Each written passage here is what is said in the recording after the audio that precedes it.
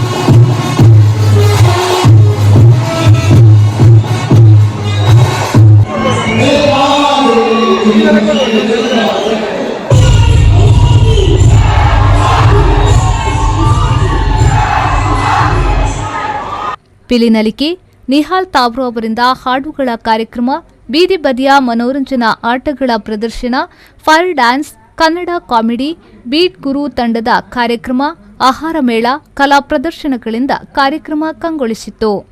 ವಿಜೇತ ತಂಡಗಳಿಗೆ ಬಹುಮಾನ ವಿತರಿಸಲಾಯಿತು.